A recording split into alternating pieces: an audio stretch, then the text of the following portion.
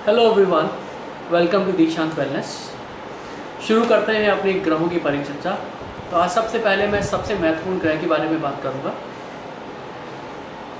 सूर्य।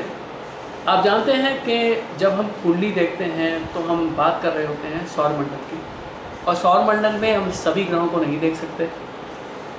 सिर्फ दो ग्रह हमें दृश्यमान होते हैं, सूर्य और चंद्रमा। और इसमें भी सूर्य सबसे महत्वपूर्ण ग्रह हैं, क्योंकि देखिए, अगर आप बात करते हैं पृथ्वी पर जीवन की, रोशनी की, ऊर्जा की, ये सब कुछ हमें सूर्य से मिलते हैं। इसी तरह से अगर आप ज्योतिष में देखें तो ज्योतिष में भी सूर्य का बहुत ज़्यादा महत्व है। अगर आप कुंडली बनाने के बारे में बात करेंगे तो देखिए, उस पर भी मैं एक वीडियो बनाऊंगा। उस पर भी मैं बताऊंगा कि किस तरह से लग्न बनता है, किस तरह से प्रश्न के बारे में एक प्रश्न के बारे में कुंडली बन जाती है, और एक परिस्थिति के बारे में पूरा सब कुछ हम गणना कर सकते हैं। एक मुहूर्त के बारे में गणना कर सकते हैं। तो ये सारी चीज़ें, या आप कह सकते हैं कि कुंडली का जो एक ग्रहों का मंडल हम जब स्थापित करते हैं कुंडली में, तो उस सारी बात को सूर्य नियंत्रित करता है। यानी सूर्य के हिसाब से हम कुंडली का लग्न तय करते हैं। तो देखिए, सूर्य कुछ चीज़ों का कारक है, या कुछ चीज़ें सूर्य से सीधे सीधे देखी जाती हैं। अगर आप बात करते हैं पिता की, बड़े अधिकारियों की, अपने से बड़े लोगों की, आपने कॉन्फिडेंस की, अपनी इच्छा शक्ति की, और लोगों को कंट्रोल करने की क्षमता की, तो इसमें बहुत सारी बातें सूर्य से देखी जाती हैं। तो सूर्य की स्थिति इसमें बहुत ज़्यादा महत्वपूर्ण मानी जाती है। अब देखिए, कुंडली में अगर सूर्य की स्थिति देखी जाए तो अगर आपको अपना जन्म का समय पता है तो आपको कुंडली उठाने की भी ज़रूरत नहीं है। सबसे बढ़िया बात क्या है कि सूर्य के साथ ये गणना बहुत सरलता से ली जा सकती है। अगर आपका, देखिए, आप जानते हैं कि दिन का आरंभ भारत में 5:30 बजे माना जाता है। 5:30 बजे सूर्योदय माना जाता है, एक कॉमन, एक एवरेज टाइम अगर देखा जाए तो अगर 5:30 बजे का अगर आप लग्न बनाकर देखेंगे, आप सूर्य को लग्न में पाएंगे। और लग्न का सूर्य अगर अच्छी राशि में है, वैसे तो देखिए माह के हिसाब से, महीने के हिसाब से इसकी गणना की जा सकती है। अगर सूर्य लग्न में है तो आपको अच्छी राशि में या मित्र राशि में है तो आपको अथॉरिटी का सेंस देगा। आपको सेंस देगा कि कैसे लोगों का पालन किया जाए, कैसे लोगों को कंट्रोल किया जाए। आप में लीडरशिप की बेसिक क्वालिटीज़ अपने आप से ही आ जाएंगी अगर आपका सूर्य पॉजिटिव है और वो लग्न के अंदर है। इसी तरह से अगर आपका दोपहर में जन्म है, तो देखिए, मैं बिल्कुल 24 घंटे में, अगर देखा जाए तो 24 घंटे में पृथ्वी अपनी एक पूरी परिक्रमा कर लेती है, और 24 घंटे में ही कुंडली अपनी एक पूरी परिक्रमा कर लेती है। यानी 12 राशियाँ 24 घंटे के अंदर वापस उसी लग्न में आ जाती हैं। यानी अगर मैं एक उदाहरण दूँ, जैसे मैं जनवरी का एक उदाहरण लेता हूँ। जनवरी में आप जानते हैं मकर संक्रांति होती है, यानी सूर्य मकर राशि में आ जाता है। तो अगर जनवरी में आप सुबह 5:30 बजे देखेंगे तो आपको सूर्य मकर राशि में लग्न में मिलेगा। इसी तरह से अगर आप 6 घंटे उसको आगे बढ़ा देंगे तो क्या होगा, सूर्य आपको दशम भाव में मकर राशि में दिखाई देगा। अगर 6 घंटे और जोड़ दें, यानी शाम के 5:30 बज जाएंगे, तो वही सूर्य आपको सप्तम भाव में दिखाई देगा। और अगर आप उसको और उसमें 6 घंटे जोड़ दें तो फिर सूर्य मध्य रात्रि में, यानी चौथे भाव में सूर्य आ जाएगा। और वैसे भी देखिए, अगर आपको सूर्य का बल जानना है, वैसे तो देखिए षड बल की हम बात करते हैं, ग्रहों की पूरी ऊर्जा का, ग्रहों के पूरे प्रभाव का अगर हम करने की कोशिश करें तो षड बल से की जाती है। षड बल में से देखिए, मैंने एक बल तो यहाँ कवर कर दिया है, वो है दिग्बल।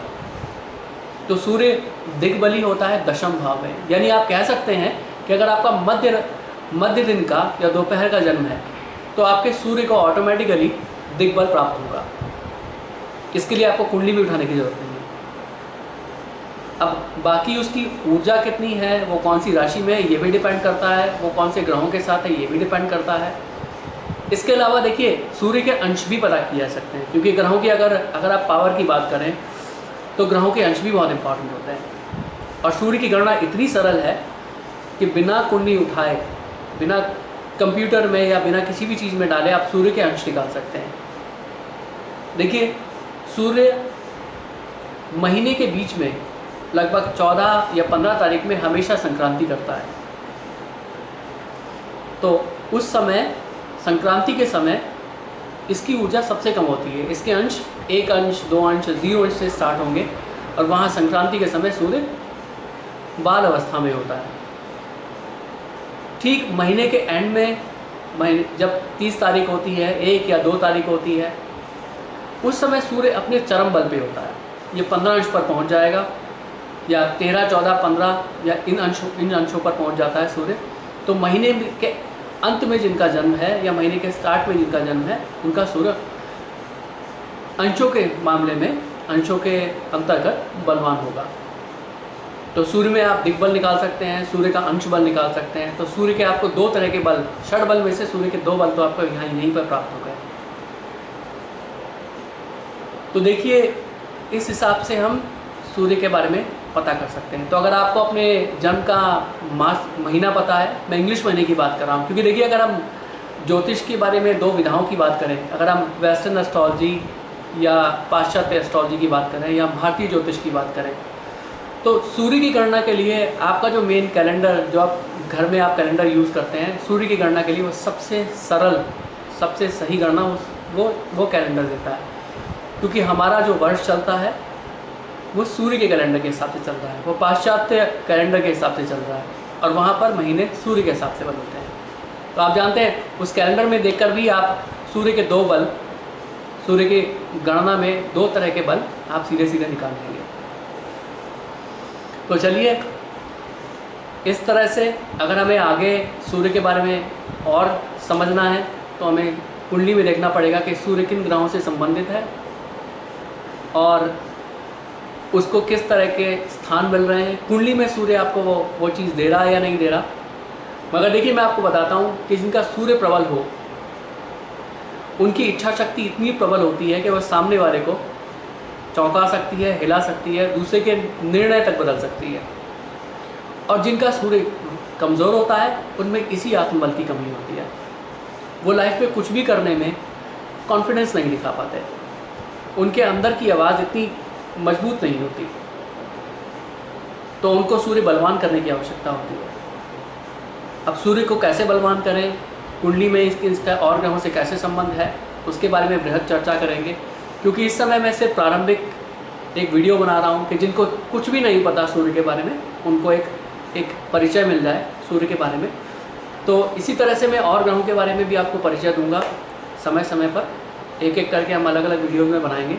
और फिर हम उतरेंगे ज्योतिष की गहराइयों में, जिसमें आप अपनी कुंडली में और बाकी लोगों की कुंडली में उन ग्रहों के बल देख पाएंगे। फिर हम बात करेंगे ग्रहों के संयोग की और योग की, किस तरह से योग बनते हैं, किस तरह से वो रियल लाइफ में प्रभाव देते हैं, और उस पर हम आगे अपनी चर्चा जारी रखेंगे। तो चलिए मिलते हैं फिर एक और वीडियो के साथ। अगर आपको मेरी परिचर्चा वाकई में ज्ञानप्रद लगी हो, आपको लगा हो कि आपको कुछ सीखने के लिए मिला, अब आपके लिए कुंडली में कम से कम एक चीज़ ऐसी है जो आपको समझ में आनी शुरू हो गई है, तो इस वीडियो को लाइक कीजिएगा, शेयर कीजिएगा, सब्सक्राइब कीजिएगा। और अब मिलेंगे एक नई परिचर्चा के साथ। तब तक अपना ध्यान रखिएगा।